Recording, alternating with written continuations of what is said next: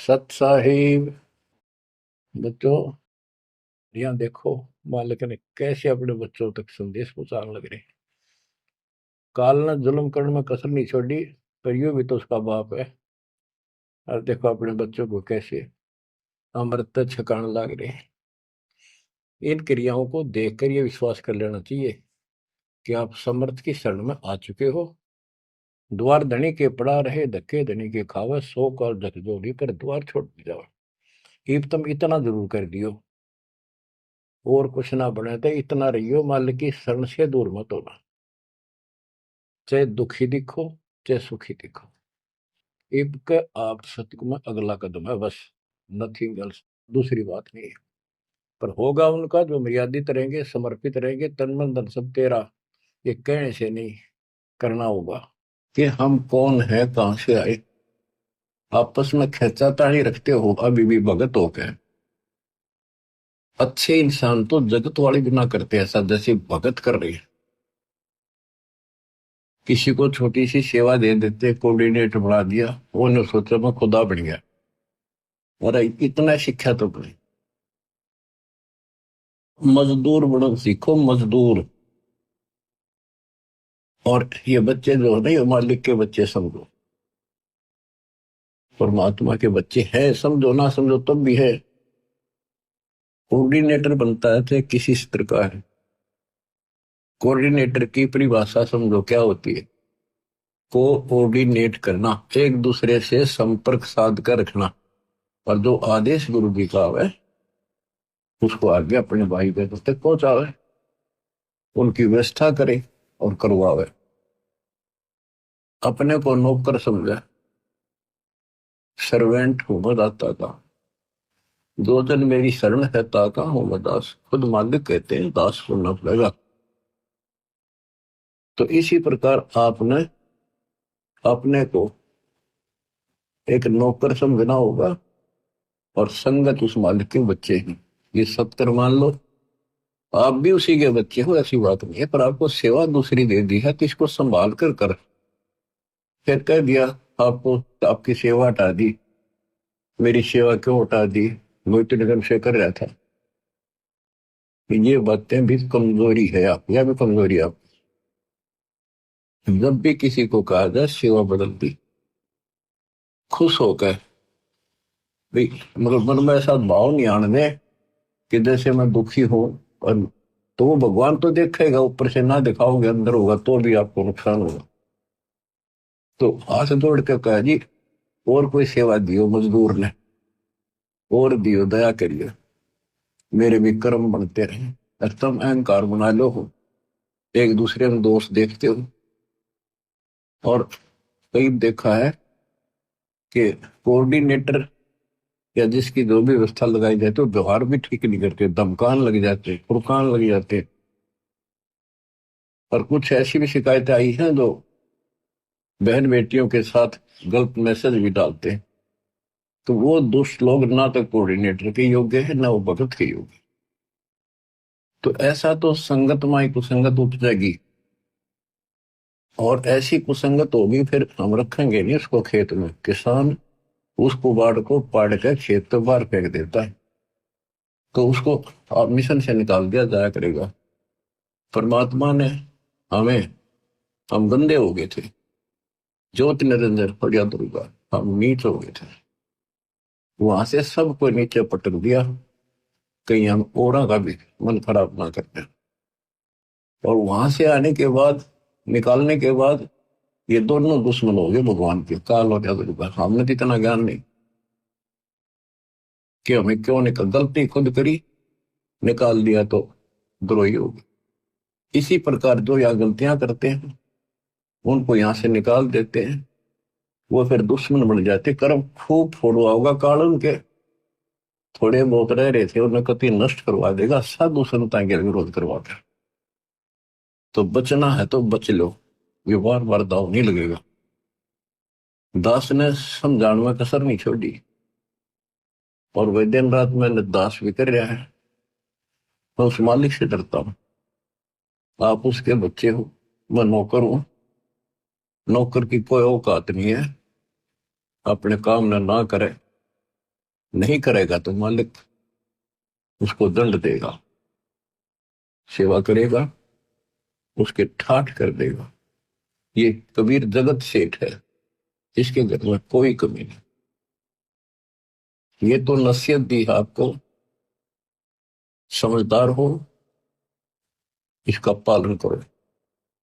और संगत से भी निवेदन करता हूं, जैसे कोई कोऑर्डिनेटर भाई बहन आपको कहता है आप यहां ना बैठो, वहां बैठ जाओ, आपने ऐसा चाहिए तुरंत उठ के वहां बैठ जाए। और कोई ना कोई यहाँ की बात है तो आप भगत नहीं हो, आप तो जगत से गिरे हुए हो। ये तो सामान्य व्यक्ति कहते भाई यहाँ नहीं, वहां बैठे, तुरंत उठ के बैठ जाते हैं वो लोग भी। तो इसी में विरोध बन जाता है। यहाँ क्या फर्क पड़ता है?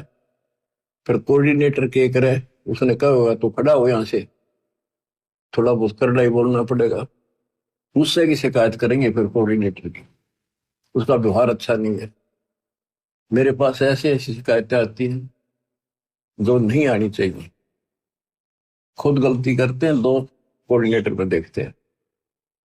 एक कहता है मैं बस में आ रहे थे आश्रम में, मैं अपनी पत्नी के साथ बैठा था और कोऑर्डिनेटर बोला यहाँ नहीं, आप इधर बैठो। बताओ क्या फर्क पड़ गया? हम इकट्ठे थे, खाना इकट्ठा खाना पड़ जाए। ये बातें को कहने की है, जब एक व्यवस्था है, लेडीज में लेडीज बैठे, जेंट्स में जेंट्स बैठे, तो भाई होते बहन हो, एक मर्यादा है। और फिर उस कोऑर्डिनेटर की शिकायत करी, बताए इनकी मैं कहां तक शिकायत सुनूं? सुधर जाओ, एक के नहीं सुनी जा करती थी, सामूहिक शिक्षा दी जाती है, अमल कर लो इन पे। कर्म बतेरे फोड़ लिए, इस ज्ञान का असर क्या हुआ? पुत्ता हूं गुरुदेव का, रामपाल दास का नाम, और गले प्रेम की रस्सी, जहां खेतो आता हूं, तो करो तो आ जाऊं, दूर दूर कर तो जाऊं, जो रखो तो हीरो, जो देव सो खाऊं। तो यहां चलते हो ना इस तरफ मुंह करके, कम से कम जब तो ध्यान रखा करो इन बातों का। आधी समस्या खुद पैदा करके रखते हो, फिर सारा दिन भक्ति मन नहीं लगे, एक दूसरे की खिंचातानी करते हो, कर्म खराब होते हैं। जब तक इस स्थिति में नहीं आओगे थारी भक्ति नहीं बढ़ेगी। तो सत्संग के माध्यम से कबीर साहब कहते हैं, जो जन मेरी शरण है ताका हूं मैं दास। हमारे से पहले वो की तरह कुछ कर देता हमारे लिए। उदाहरण आपको दे, इब्राहिम सुल्तान आदम का बेड बिछाया, उसके बिस्तर लगाए, नौकर बन के ताकि इस पाप आत्मा ने निकालना इस गंध से। और बच्चों, दास का भी एक प्रयत्न है। आप मैं जहां त्रुटि देखता हूं आपको समझाऊं, इस गंदे लोग से छुड़ जाऊं। और कोशिश है आखिरी सांस पे करूंगा, जब तक सांस चलेंगे परमात्मा हिम्मत देगा, शरीर साथ देगा। तो बच्चों ध्यान दो, विवेक के गेल किसकी खेल बताओ, प्यार से रहो, भगवान से डरो। और 1 मिनट का भरोसा नहीं, रोज बताओ। और तुम ठेकेदारी लेकर बैठ के यही थी। अपने पिता उस सतलोक न छोड़ के, जब कति सारा सुख इस नरक में हमारे साथ आकर रहने लगे 120 वर्ष पे। और हमारे अंदर ये गंध था, इसे हटाने की चेष्टा करते रहे, पर हमने सुना नहीं। सुख वो तेरे लिए तो सुख सागर आए इसलिए थे कि न थोड़ी बहुत राहत दे दो, काल न ते पीस रखे। थोड़ा सा सुख होते फिर पक्के एजेंट काल के बन जाते, बकवाद वही करनी, भगवान से दूर हो जाएगा। सत्संग में दोस्त देखना, जो सत्संग में आते हैं ना, जिनको कष्ट है वो नीचू करते, उन्हें कहा कह दे वही बैठ जाते बेचारे। जो खाने में जाओ वही खा के उठ जाते हैं। जिनको सुख घना हो गया वो आकर बकवाद करते हैं सत्संग में। और फिर इसी चोट लगेगी, याद रखोगे। बच्चों का खेलना बनाओ इसको। इतना सत्संग सुनाता हूँ, इतना उदाहरण देता हूँ, फिर भी असर नहीं होता, पत्थर हो गए क्या तुम? तो इसलिए निवेदन है और आशीर्वाद है और निर्देश और आदेश है, मिलकर चलो, भगवान से बढ़कर सेवा करो, किसी को अपने से नीचा ना समझो। मालिक के बच्चे अपने भाई बहन से जब तक आपकी भावना इतनी भी नहीं बदली तो उस सच्चे दरबार में जाओगे कैसे? तुमने बढ़न कौन देगा वहां पर, जिसके लिए रोज इच्छा करते हो? सारा कुछ वहां जाने के लिए तो कर रहे हैं। तो वहां जाने के लिए बकवाद तो आप किराए करते हो पहले, जिससे आप उल्टे पटके यहाँ पटके फिर वहां से पटके जाओगे, फायदा क्या होगा? इसलिए नर्म और निर्मल बनो बच्चों। आदिन्नी के पास है पूर्ण ब्रह्म दयाल, मान बढ़ाई मारियो बेअदबी सरकार, बेअदबी भावनी साहेब के ताई अदा दिल की बंदगी पलमा ही भाई। तो आपने आधीन बनना पड़ेगा। आप हो ऐसा है, इस संसार में आपका कोई नहीं है। कति लावारिश हो तुम, लावारिश या बेसिक चौधरी पा के रहो, थोड़ा सा सुख देख कर एक दूसरा परिवार बन के यूं मेरा बड़ा अफसर बन गया बेटा या कोई मंत्री बन गया। अब कोई आपत्ति आ गई ना और यहां से संसार छोड़ कर जाना पड़ गया, जब पता चलेगा तुम्हारा वारिश कौन है। तुम्हारा वारिश कबीर भगवान है, उसकी तुम सपने भी ना लेते और झूठे इस संसार के नातों को इनको महत्व देते हो। जगत का पेख ना पेखा धनी का नाम ना ले, खिड़की दे दे रोएगी सुरता तो तू चल देगी अकेली, टक्कर मार कर रोएगी जब सारे संसार ने छोड़ कर जाएगी अकेली, ये कोई साथ नहीं मरेगा तेरा। तो ये बातें याद रखने की है, ये कहने सुनती नहीं, ये कर पड़नी। तो बच्चों, मालिक का ज्ञान सुनाता हूँ, वाणी सुनाऊंगा, आपको इंजेक्शन लाऊंगा उस मालिक की अमृत वाणी की, ताकि आत्मा आपकी स्वस्थ बने, सोच बने। नहीं है दार मदारा वहां तो,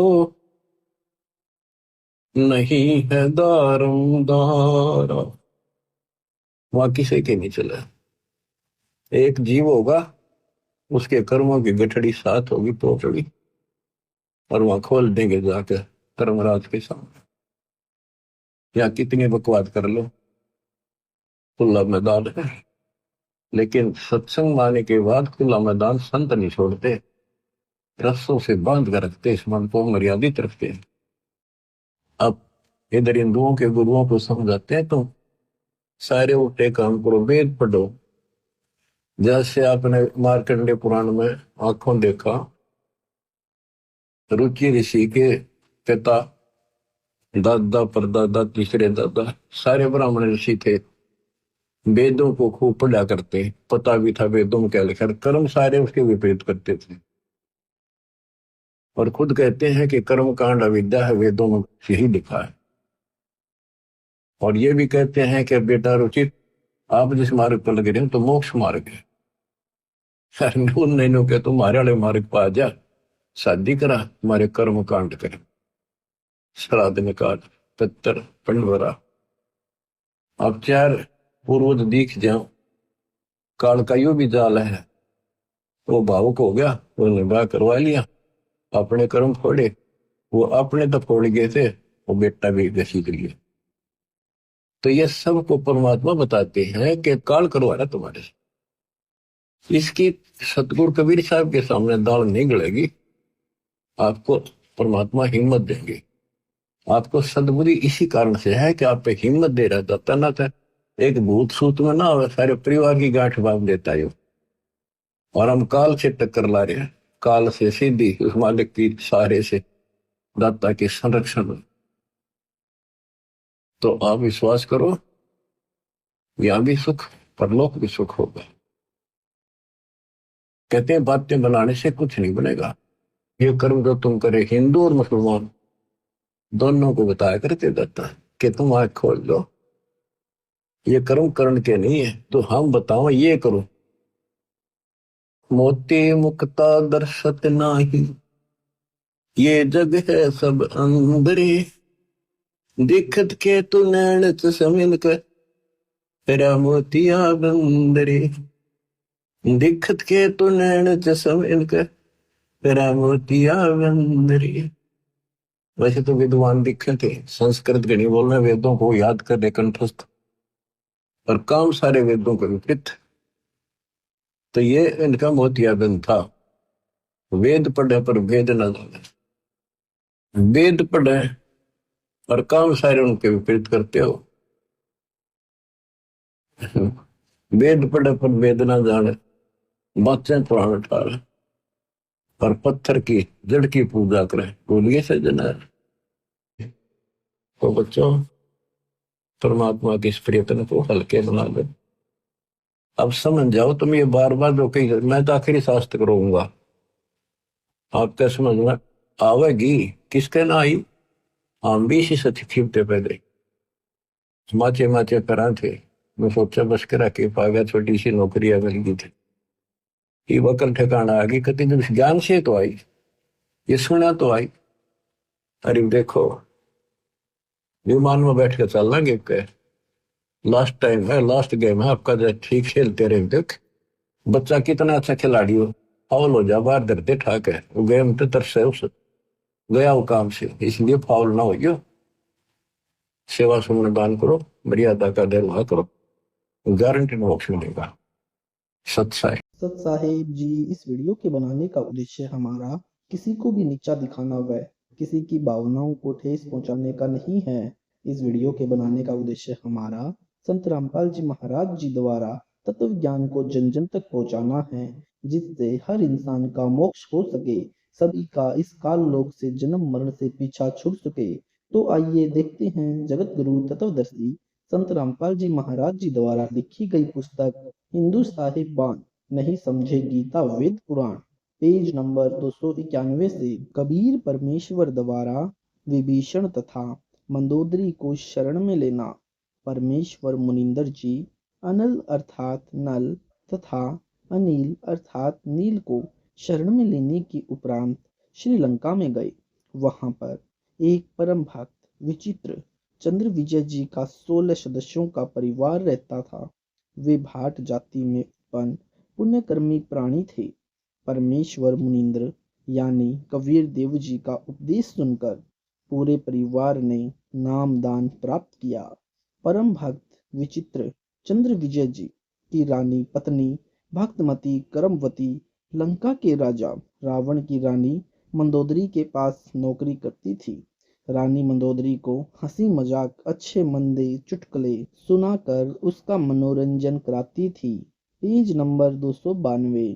भक्त चंद्र विजय राजा रावण के पास दरबार में नौकरी करता था।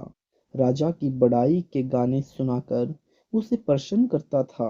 भक्त विचित्र चंद्र विजय की पत्नी भक्तमती करमवती परमेश्वर से उपदेश प्राप्त करने के उपरांत रानी मंदोदरी को प्रभु चर्चा को सृष्टि रचना अपने सतगुरु देव मुनिंदर जी से सुनी थी, प्रतिदिन सुनाने लगी। भक्तमती मंदोदरी रानी को अति आनंद आने लगा। कई कई घंटों तक प्रभु की सत कथा को भक्तमती करमवती सुनाती रहती तथा मंदोदरी की आंखों से आंसू बहते रहते। एक दिन रानी मंदोदरी ने करमवती से पूछा, आपने यह ज्ञान किससे सुना? आप तो बहुत अनाप शनाप बातें किया करती थी। इतना बदलाव परमात्मा तुल्य संत बिना नहीं हो सकता। तब कर्मवती ने बताया कि हमने एक परम संत से अभी अभी उपदेश लिया है। रानी मंदोदरी ने संत के दर्शन की अभिलाषा व्यक्त करते हुए कहा, आपके गुरु अब की बार आए तो उन्हें हमारे घर बुलाकर लाना। अपनी मालकिन का आदेश प्राप्त करके शीश झुकाकर सत्कार पूर्वक कहा कि जो आपकी आज्ञा, आपकी नौकरानी वही करेगी। लेकिन मेरी एक विनती है। कहते हैं कि संत को आदेश पूर्वक नहीं बुलाना चाहिए, स्वयं जाकर दर्शन करना श्रेयकर होता है, और जैसे आपकी आज्ञा वैसा ही होगा। महारानी मंदोदरी ने कहा कि अब के आपके गुरुदेव जी आए तो मुझे बताना, मैं स्वयं उनके पास जाकर दर्शन करूंगी। परमेश्वर ने फिर लंका में कृपा की। मंदोदरी रानी ने उपदेश प्राप्त किया। कुछ समय उपरांत अपने प्रिय देवर भक्त विभीषण जी को उपदेश दिलाया। भक्तमती मंदोदरी उपदेश प्राप्त करके अहनिर्ष प्रभु स्मरण में लीन रहने लगी। अपने पति रावण को भी सतगुरु मुनिंदर जी से उपदेश प्राप्त कराने की कई बार प्रार्थना की, परंतु रावण नहीं माना तथा कहा करता था कि मैंने परम शक्ति महेश्वर मरुत्युंजय शिव जी की भक्ति की है, इसके तुल्य कोई शक्ति नहीं है। आपको किसी ने बहका लिया है। कुछ ही समय उपरांत वनवास प्राप्त श्री सीता जी का अपहरण करके रावण ने अपने 9 लखा बाग में कैद कर लिया। भक्तमती मंदोदरी के बार बार प्रार्थना करने से भी रावण ने माता सीता जी को वापस छोड़कर आना स्वीकार नहीं किया। तब भक्तमती मंदोदरी जी ने अपने गुरुदेव मुनिंदर जी से कहा, महाराज जी, मेरे पति ने किसी की औरत का अपहरण कर लिया है, मुझसे सहन नहीं हो रहा है। वह उसे वापस छोड़कर आना किसी कीमत पर भी स्वीकार नहीं कर रहा है। आप दया करो मेरे प्रभु, आज तक जीवन में मैंने ऐसा दुख नहीं देखा था। परमेश्वर मुनिंदर जी ने कहा कि बेटी मंदोदरी, यह औरत कोई साधारण स्त्री नहीं है। श्री विष्णु जी को शापवश पृथ्वी पर आना पड़ा है। वे अयोध्या के राजा दशरथ के पुत्र रामचंद्र नाम से जन्मे हैं। Page number 293। इनको 14 वर्ष का वनवास प्राप्त है तथा लक्ष्मी जी स्वयं सीता रूप में, इनकी पत्नी रूप में वनवास में श्री राम के साथ थी। उसे रावण एक साधु वेश बनाकर धोखा देकर उठा लाया है। यह स्वयं लक्ष्मी ही सीता जी है। इसे शीघ्र वापस करके क्षमा याचना करके अपने जीवन की भिक्षा याचना रावण करे तो इसी में इसका शुभ है। भक्तमती मंदोदरी के अनेकों बार प्रार्थना करने से रावण नहीं माना तथा कहा कि वे दो मशखरे जंगल में घूमने वाले मेरा क्या बिगाड़ सकते हैं। मेरे पास अनगिनत सेना है। मेरे 1 लाख पुत्र तथा 1.25 लाख नाती हैं। मेरे पुत्र मेघनाद ने स्वर्ग राज इंद्र को पराजित कर उसकी पुत्री से विवाह कर रखा है। 33 करोड़ देवताओं को हमने कैद कर रखा है। तू मुझे उन 2 बेसहारा वन में विचरे रहे वनवासियों को भगवान बताकर डराना चाहती है। इस स्त्री को वापिस नहीं करूंगा। मंदोदरी ने भक्ति मार्ग का ज्ञान जो अपने पूज्य गुरुदेव से सुना था, रावण को बहुत समझाया।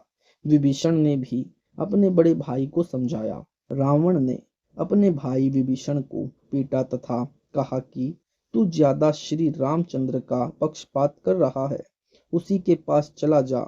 एक दिन भक्तमती मंदोदरी ने अपने पूज्य गुरुदेव से प्रार्थना की कि हे गुरुदेव, मेरा सुहाग उजड़ रहा है, एक बार आप भी मेरे पति को समझा दो।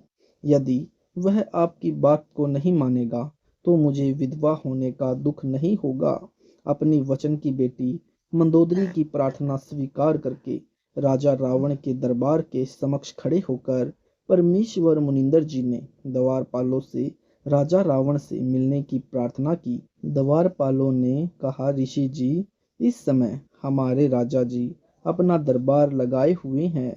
इस समय अंदर का संदेश बाहर आ सकता है, बाहर का संदेश अंदर नहीं जा सकता।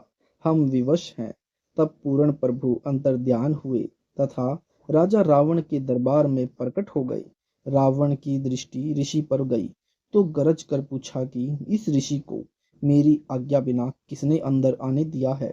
उन द्वारपालों को लाकर मेरे सामने कत्ल कर दो। तब परमेश्वर ने कहा, राजन, आपके द्वारपालों ने स्पष्ट मना कर दिया था। उन्हें पता नहीं कि मैं कैसे अंदर आ गया। रावण ने पूछा कि तू अंदर कैसे आया। तब पूर्ण प्रभु मुनिंदर वेश में अदृश्य होकर पुनर्प्रकट हो गए तथा कहा कि मैं ऐसे आ गया। रावण ने पूछा कि आने का कारण बताओ। तब प्रभु ने कहा कि आप योद्धा हो कर एक अबला का अपहरण कर लाए हो। यह आपकी शान व शूरवीरता के विपरीत है।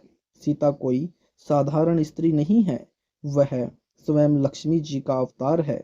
श्री रामचंद्र जी जो इसके पति हैं वे स्वयं विष्णु हैं। इसे वापिस करके अपने जीवन की भिक्षा मांगो, इसी में आपका श्रेय है। इतना सुनकर तमोगुण का उपासक रावण क्रोधित होकर नंगी तलवार लेकर सिंहासन से दहाड़ता हुआ कूदा तथा उस नादान प्राणी ने तलवार के अंधाधुंध 70 बार ऋषि जी को मारने के लिए किए। Page number 294। परमेश्वर मुनिंदर जी ने एक झाड़ू की सींक हाथ में पकड़ी हुई थी, उसको ढाल की तरह आगे कर दिया। रावण के 70 वार उस नाजुक सींक पर लगे।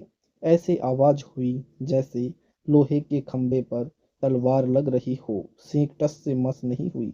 रावण को पसीने आ गए, फिर भी अपने अहंकार वश नहीं माना।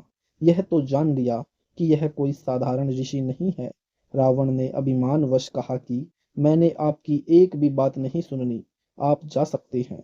परमेश्वर अंतर्ध्यान हो गए तथा मंदोदरी को सर्व वृतांत सुनाकर प्रस्थान किया। रानी मंदोदरी ने कहा, गुरुदेव, अब मुझे विधवा होने में कोई कष्ट नहीं होगा। श्री रामचंद्र व रावण का युद्ध हुआ, रावण का वध हुआ। जिस लंका के राज्य को रावण ने तमोगुण भगवान शिव की कठिन साधना करके 10 बार शीश नछावर करके प्राप्त किया था, वह क्षणिक सुख भी रावण का चला गया तथा नरक का भागी हुआ। इसके विपरीत पूर्ण परमात्मा के सतनाम साधक विभीषण को बिना कठिन साधना किए हुए पूर्ण प्रभु की सत्य साधना व कृपा से लंका देश का राज्य भी प्राप्त हुआ। हजारों वर्षों तक विभीषण ने लंका का राज्य का सुख भोगा तथा प्रभु कृपा से राज्य में पूर्ण शांति रही। सभी राक्षस वृत्ति के व्यक्ति विनाश को प्राप्त हो चुके थे। भक्तमती मंदोदरी तथा भक्त विभीषण तथा परम भक्त चंद्र विजय जी के परिवार की पूरे 16 सदस्य तथा अन्य जिन्होंने पूर्ण परमेश्वर का उपदेश प्राप्त करके आजीवन मर्यादावत सतभक्ति की, वे सर्व साधक यहाँ पृथ्वी पर भी सुखी रहे तथा अंत समय में परमेश्वर के विमान में बैठकर सतलोक यानी शाश्वतम स्थानम में चले गए। इसलिए पवित्र गीता अध्याय 7 मंत्र 12 से 15 में कहा है कि तीनों गुणों यानी रजगुण ब्रह्मा, सतगुण विष्णु, तमगुण शिव जी की साधना कर मिलने वाली क्षणिक सुविधाओं के द्वारा जिनका ज्ञान हरा जा चुका है, वे राक्षस स्वभाव वाले मनुष्यों में नीच दुष्कर्म करने वाले मूर्ख मुझ यानी काल ब्रह्म को भी नहीं बचते। फिर गीता अध्याय 7 मंत्र 18 में गीता बोलने वाला यानी काल ब्रह्म प्रभु कह रहा है कि कोई एक उदार आत्मा मेरी यानी ब्रह्म की ही साधना करता है, क्योंकि उनको तत्वदर्शी संत नहीं मिला। वे भी नेक आत्माएं मेरी यानी अनुत्तम अतिशय श्रेष्ठ यानी गति में आश्रित रह गए। वे भी पूर्ण मुक्त नहीं हैं। इसलिए पवित्र गीता अध्याय 18 मंत्र 62 में कहा है कि हे अर्जुन, तू सर्व भाव से उस परमेश्वर यानी पूर्ण परमात्मा अर्थात तत्भ्रम की शरण में जा। उसकी कृपा से ही तू परम शांति तथा सतलोक अर्थात सनातन परम धाम को प्राप्त होगा। Page number 295। इसलिए पुण्यात्माओं से निवेदन है कि आज इस दासन के बी दास यानी रामपाल दास के पास पूर्ण परमात्मा प्राप्ति की वास्तविक विधि प्राप्त है। निःशुल्क उपदेश लेकर लाभ उठाएं। प्रश्न 53। धर्मदास जी ने प्रश्न किया, हे प्रभु, कुछ श्रद्धालु श्री हनुमान जी की ही पूजा करते हैं, यह शास्त्र विरुद्ध है या अनुकूल? उत्तर, कबीर देव का कहा, हे धर्मदास, अर्जुन को काल ब्रह्म ने श्रीमद् भगवत गीता अध्याय 16 श्लोक 23-24 में कहा है कि हे अर्जुन, जो व्यक्ति शास्त्र विधि को त्याग कर अपनी इच्छा से मनमाना आचरण करता है, वह न सिद्धि को प्राप्त होता है, न परम गति को, न सुख को ही। इससे तेरे लिए कर्तव्य अर्थात करने योग्य भक्ति कर्म तथा अकर्तव्य अर्थात न करने योग्य जो त्यागने योग्य कर्म है, उनकी व्यवस्था में शास्त्र में लिखा उल्लेख ही प्रमाण है। ऐसा जानकर तू शास्त्र विधि से नियत भक्ति कर्म अर्थात साधना ही करने योग्य है। हे धर्मदास जी, गीता अध्याय 7 श्लोक 12 से 15 व 20 से 23 तथा गीता अध्याय 9 श्लोक 20 से 23 तथा 25 में गीता ज्ञानदाता काल ब्रह्म ने तीनों देवताओं यानी रजगुण सतगुण तम गुण की पूजा करना भी व्यर्थ कहा है। भूतों की पूजा, पितरों की पूजा व अन्य सर्व देवताओं की पूजा को भी अविधि पूर्वक यानी शास्त्र विधि विरुद्ध बताया है। हनुमान तो भक्त राम जी के थे, यानी हनुमान तो राम भक्त थे। वे स्वयं भी भक्ति करते थे तथा अन्य को भी राम की भक्ति करने को ही कहते थे। यदि कोई भक्त दूसरे भक्त की पूजा करता है तो वह शास्त्र विधि विरुद्ध होने से व्यर्थ है। त्रेता युग में मैंने हनुमान को भी शरण में लिया था। पूर्ण परमात्मा कबीर जी का द्वापर युग में प्रकट होना पर सन 54। हे परमेश्वर, अपने दास धर्मदास पर कृपा करके द्वापर युग में प्रकट होने की कथा सुनाए जिससे तत्व ज्ञान प्राप्त हो। उत्तर कबीर परमेश्वर यानी कबीर देव ने कहा, हे धर्मदास, द्वापर युग में मैं भी यानी मैं रामनगर नामक नगरी में एक सरोवर में कमल के फूल पर शिशु रूप में प्रकट हुआ। एक निसंतान वाल्मीकि यानी कालू तथा गोदावरी दंपत्ति अपने घर ले गया। एक ऋषि से मेरा नामकरण करवाया। उसने भगवान विष्णु की कृपा से प्राप्त होने के आधार से मेरा नाम करुणामय रखा। मैंने 25 दिन तक कोई आहार नहीं किया। मेरी पालक माता अति दुखी हुई। पिताजी भी कई साधु संतों के पास गए, मेरे ऊपर झाड़ फूंक भी कराई। वे विष्णु के पुजारी थे। उनको अति दुखी देखकर मैंने विष्णु को प्रेरणा दी। विष्णु भगवान एक ऋषि रूप में वहां आए तथा पिता कालू से कुशल मंगल पूछा।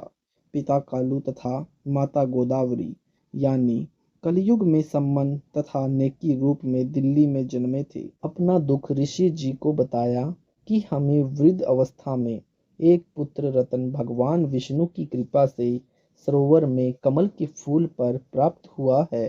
Page number 296। यह बच्चा 25 दिन से भूखा है, कुछ भी नहीं खाया है। अब इसका अंत निकट है। परमात्मा विष्णु ने हमें अपार खुशी प्रदान की है, अब उसे छीन रहे हैं। हमें प्रार्थना करते हैं कि हे विष्णु भगवान, यह खिलौना देकर मत छीनो। हम अपराधियों से ऐसा क्या अपराध हो गया है? इस बच्चे में हमारा इतना मोह हो गया है कि यदि इसकी मृत्यु हो गई तो हम दोनों उसी सरोवर में डूब कर मरेंगे जहां पर यह बालक रतन हमें मिला था। हे धर्मदास, ऋषि रूप में उपस्थित विष्णु भगवान ने मेरी ओर देखा। मैं पालने में झूल रहा था। मेरे अति स्वस्थ शरीर को देखकर विष्णु भगवान आश्चर्यचकित हुए तथा बोले, हे कालू भक्त, यह बच्चा तो पूर्ण रूप से स्वस्थ है। आप कह रहे हो यह कुछ भी आहार नहीं करता। यह बालक तो ऐसा स्वस्थ है जैसे एक सेर दूध प्रतिदिन पीता हो। यह नहीं मरने वाला। इतना कहकर विष्णु मेरे पास आया। मैंने विष्णु से बात की तथा कहा, हे विष्णु भगवान, आप मेरे माता पिता से कहो एक कुंवारी गाय लाए। उस गाय को आप आशीर्वाद देना। वह कुंवारी गाय दूध देने लगेगी। उस गाय का दूध मैं पीऊंगा। मेरे द्वारा अपना परिचय जानकर विष्णु भगवान समझ गए यह कोई सिद्ध आत्मा है जिसने मुझे पहचान लिया है। मुझे ऋषि के साथ बातें करते देख मेरे पालक माता पिता हैरान रह गए। अंदर ही अंदर खुशी की लहर दौड़ गई। ऋषि ने कहा, कालू, एक कुंवारी गाय लाओ, वह दूध देगी। उस दूध को यह होनहार बच्चा पिएगा। कालू पिता तुरंत एक गाय ले आया। भगवान विष्णु ने मेरी प्रार्थना पर उस कुंवारी गाय की कमर पर हाथ रख दिया। उसी समय उस गाय की बछिया के थनों से दूध की धार बहने लगी तथा वह 3 सेर का पात्र भरने के पश्चात रुक गई। वह दूध मैंने पिया। मेरी तथा विष्णु जी की वार्ता की भाषा को कालू व गोदावरी समझ नहीं सके। वे मुझ 25 दिन के बालक को बोलते देखकर उस ऋषि रूप विष्णु का ही चमत्कार मान रहे थे तथा कुंवारी गाय द्वारा दूध देना भी उस ऋषि की कृपा जानकर दोनों ऋषि के चरणों में लिपट गए। मेरी पालक माता ने मुझे पालने से उठाया तथा उस ऋषि रूप में विराजमान विष्णु के चरणों में डालना चाहा, लेकिन मैं जमीन पर नहीं गिरा। माता के हाथों से निकलकर जमीन से 4 फुट ऊपर हवा में पालने की तरह स्थित हो गया। जब गोदावरी ने मुझे ऋषि के चरणों की ओर किया, भगवान विष्णु 3 कदम पीछे हट गए तथा बोले, माई, यह बालक परम शक्ति युक्त है, बड़ा होकर जनता का उपकार करेगा। इतना कहकर ऋषि रूपधारी विष्णु अपने लोक को चल दिए। मैं पुण्य पालने में विराजमान हो गया। Page number 297। उस वाल्मीकि दंपति यानी कालू तथा गोदावरी ने मेरा हवा में स्थित होना भी श्री ऋषि का ही करिश्मा जाना। इस कारण से मुझे कोई अवतारी पुरुष नहीं समझ सके। मैं भी यही चाहता था कि ये मुझे एक साधारण बालक ही समझें, जिससे इनकी वृद्ध अवस्था का समय मेरे लालन पालन में बीत जाए। मैं शिशु काल में ही तत्व ज्ञान की वाणी उच्चारण करने लगा। उस नगरी में अकाल गिर गया। मेरे माता पिता मुझे लेकर बनारस यानी काशी आए तथा वहां रहने लगे। कलयुग में कालू का जन्म सम्मन रूप में तथा गोदावरी का जन्म नेकी रूप में दिल्ली में हुआ।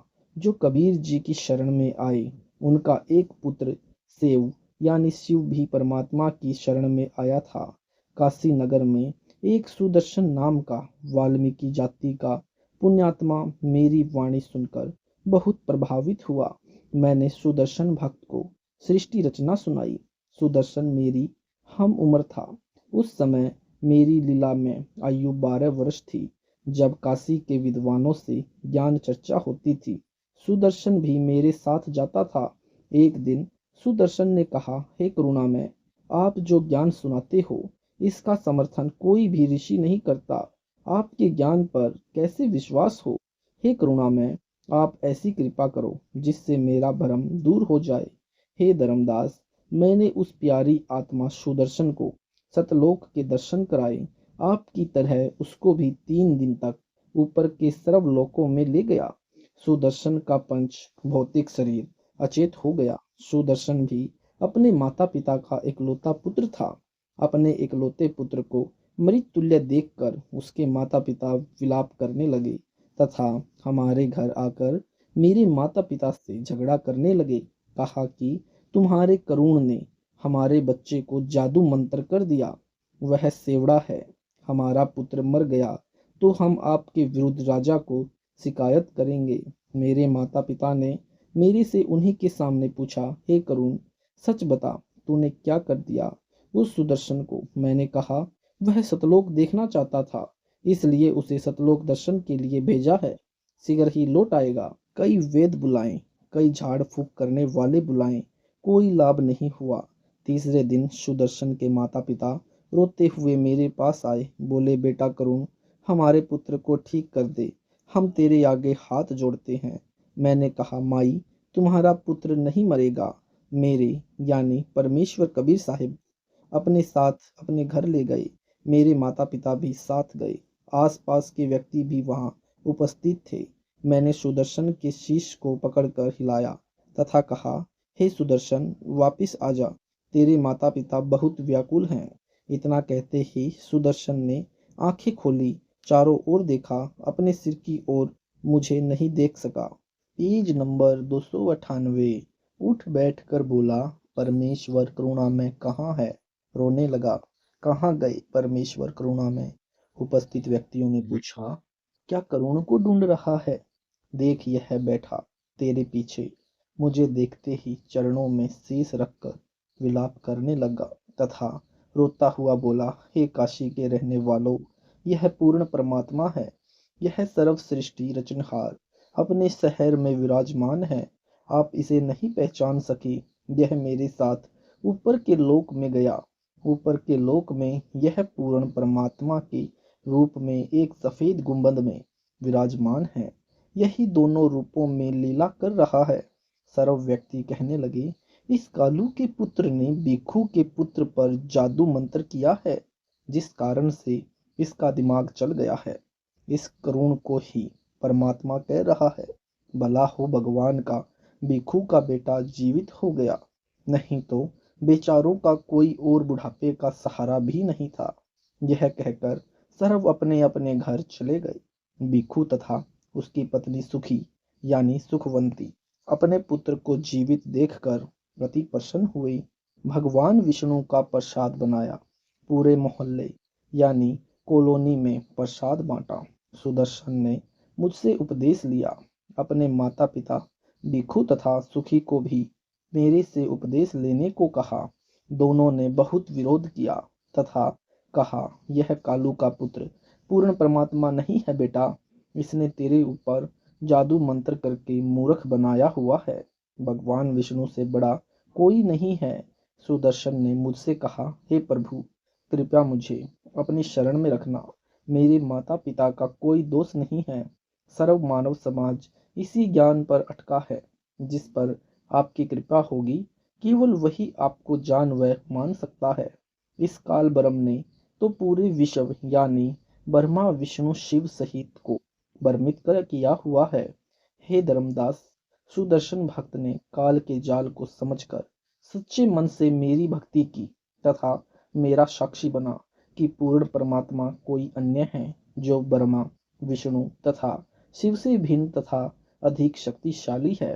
हे धर्मदास, पांडवों की अश्वमेध यज्ञ को जिस सुदर्शन द्वारा संपूर्ण की गई आप सुनते हो, यह वही सुदर्शन वाल्मीकि मेरा शिष्य था। द्वापर युग में मैं 404 वर्ष तक करुणामय शरीर में लीला करता रहा तथा सह शरीर सतलोक चला गया। प्रश्न 55। धर्मदास ने प्रश्न किया, हे प्रभु, आपकी कृपा द्वापर युग में और किस पुण्यात्मा पर हुई? उत्तर, कबीर परमेश्वर यानी कबीर देव का। ने कहा, द्वापर युग में एक चंद्र विजय नामक राजा की रानी इंद्रमती को पार किया तथा राजा चंद्र विजय पर भी कृपा की। परमेश्वर कबीर जी द्वारा बताई रानी इंद्रमती को पार करने वाली कथा लेखक यानी संत रामपाल दास जी महाराज के शब्दों में पेज नंबर 299। द्वापर युग में इंद्रमती को शरण में लेना। द्वापर युग में चंद्र विजय नाम का एक राजा था। उसकी पत्नी इंद्रमती बहुत ही धार्मिक प्रवृत्ति की औरत थी। संत महात्माओं का बहुत आदर किया करती थी। उसने एक गुरुदेव भी बना रखा था। उनके गुरुदेव ने बताया था कि बेटी, साधु संतों की सेवा करनी चाहिए।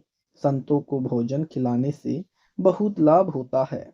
एकादशी का व्रत, मंत्र के जाप आदि साधनाएं जो गुरुदेव ने बताई थी, उस भगवत भक्ति में रानी बहुत दृढ़ता से लगी हुई थी।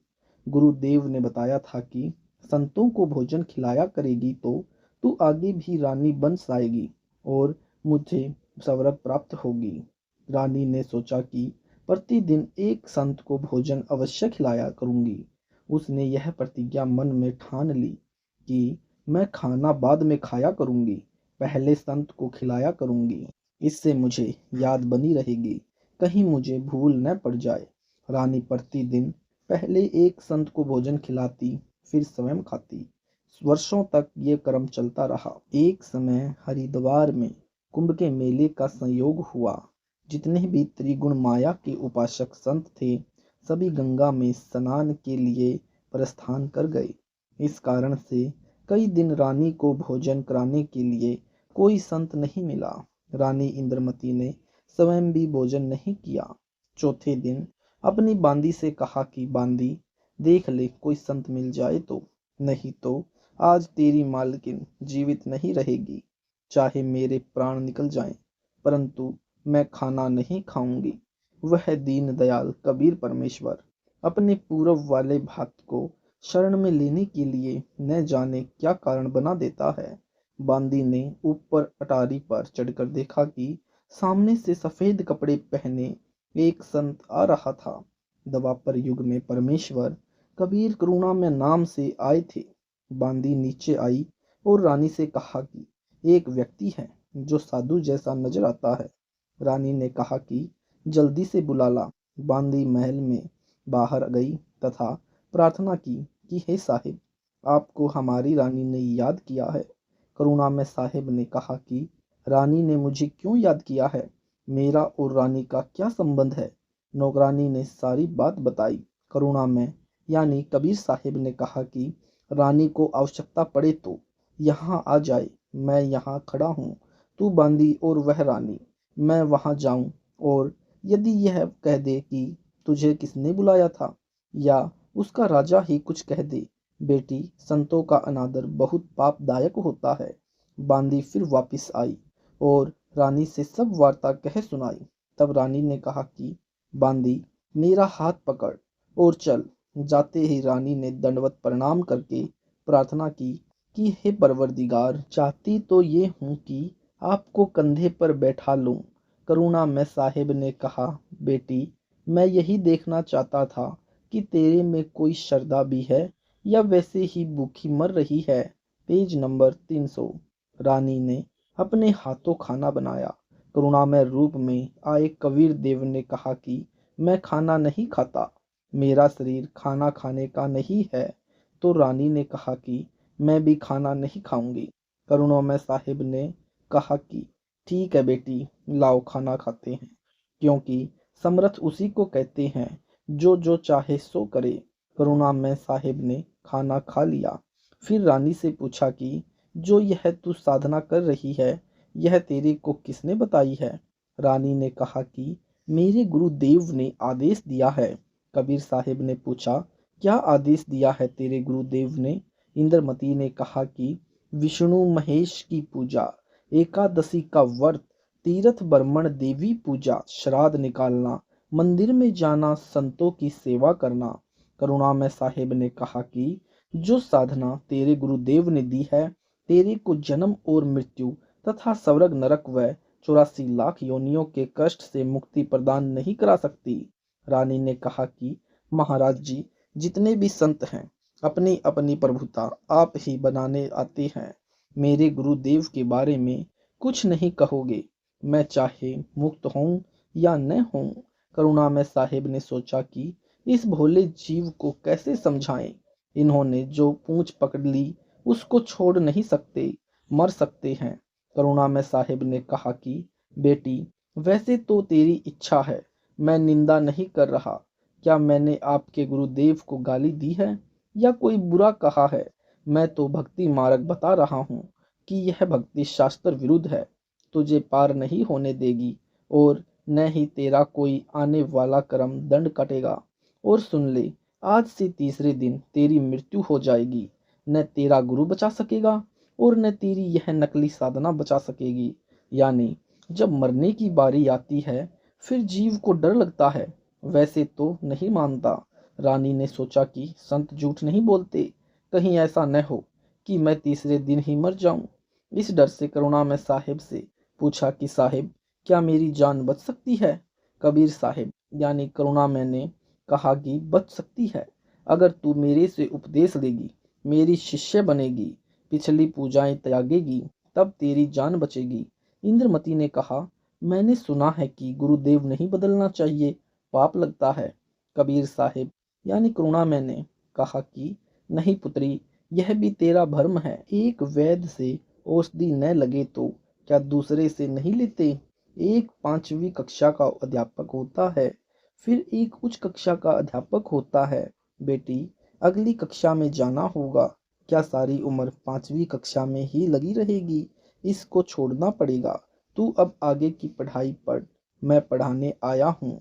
वैसे तो रानी नहीं मानती, परंतु दिखने लगी मृत्यु का भय कि संत कह रहा है तो कहीं बात न बिगड़ जाए। Page number 301। ऐसा विचार करके इंद्रमती ने कहा कि जैसे आप कहोगे मैं वैसे ही करूंगी। करुणामय साहिब यानी कबीर साहिब ने उपदेश दिया, कहा कि तीसरे दिन मेरे रूप में काल आएगा, तू उससे बोलना मत। जो मैंने नाम दिया है, 2 मिनट तक इसका जाप करना। 2 मिनट के बाद उसको देखना, उसके बाद सत्कार करना है। वैसे तो गुरुदेव आए तो अति शीघ्र चरणों में गिर जाना चाहिए। ये मेरा केवल इस बार आदेश है। रानी ने कहा, ठीक है जी। रानी को तो चिंता बनी हुई थी, श्रद्धा से जाप कर रही थी। यानी कबीर साहिब करुणामय साहिब का रूप बनाकर गुरुदेव रूप में काल आया। आवाज लगाई, इंद्रमती, इंद्रमती। उसको तो पहले ही डर था, स्मरण करती रही, काल की तरफ नहीं देखा। 2 मिनट के बाद जब देखा तो काल का स्वरूप बदल गया। काल का ज्यों का त्यों चेहरा दिखाई देने लगा। करुणामय साहिब का स्वरूप नहीं रहा। जब काल ने देखा कि तेरा तो स्वरूप बदल गया, वह जान गया कि इसके पास कोई शक्ति युक्त मंत्र है। यह कहकर चला गया कि तुझे फिर देखूंगा। अब तो बच गई। रानी बहुत खुश हुई, फूली नहीं समाई। कभी अपनी बांदियों को कहने लगी कि मेरी मृत्यु होनी थी, मेरे गुरुदेव ने मुझे बचा लिया। राजा के पास गई तथा कहा कि आज मेरी मृत्यु होनी थी, मेरे गुरुदेव ने रक्षा कर दी। मुझे लेने के लिए काल आया था। राजा ने कहा कि तू ऐसे ही ड्रामे करती रहती है, काल आता तो क्या तुझे छोड़ जाता। ये संत वैसे बहका देते हैं, अब इस बात को वह कैसे माने। खुशी खुशी में रानी लेट गई। कुछ देर के बाद सर्प बनकर काल फिर आया और रानी को डस लिया। ज्यों ही सर्प ने डसा, रानी को पता चल गया। रानी जोर से चिल्लाई, मुझे सांप ने डस लिया। नौकर भागे। देखते ही देखते एक मोरी यानी पानी निकलने का छेदा छिद्र में से वह सर्प घर से बाहर निकल गया। अपने गुरुदेव को पुकार कर रानी बेहोश हो गई। करुणा में यानी कबीर साहिब वहां प्रकट हो गए। लोगों को दिखाने के लिए मंत्र बोला और यानी वे तो बिना मंत्र भी जीवित कर सकते थे। किसी जंतर मंत्र की आवश्यकता नहीं, इंद्रमती को जीवित कर दिया। रानी ने बड़ा शुक्र मनाया कि हे बंदी छोड़, यदि आज आपकी शरण में नहीं होती तो मेरी मृत्यु हो जाती। साहिब ने कहा कि इंद्रमती, इस काल को मैं तेरे घर में घुसने भी नहीं देता और यह तेरे ऊपर यह हमला भी नहीं करता, परंतु तुझे विश्वास नहीं होता। तू यह सोचती कि मेरे ऊपर कोई आपत्ति नहीं आनी थी। गुरुजी ने मुझे बहकाकर नाम दे दिया, इसलिए तेरे को थोड़ा सा झटका दिखाया है, नहीं तो बेटी तेरे को विश्वास नहीं होता। धर्मदास यहाँ घना अंधेरा, बिन परिचय यानी शक्ति प्रदर्शन, जीव जम का चेहरा। सत साहिब जी, आपने सुने जगत गुरु तत्वदर्शी संत रामपाल जी महाराज जी के मंगल पर वचन। अगर आपको यह वीडियो अच्छा लगा है तो इस वीडियो को ज़्यादा से ज़्यादा शेयर करें, वीडियो को लाइक करें, कमेंट करें। ऐसे ही वीडियो देखने के लिए यूट्यूब पर सतलोक इन संत रामपाल जी महाराज जी चैनल को सब्सक्राइब जरूर करें। सत साहिब जी, मिलते हैं अगली वीडियो के साथ।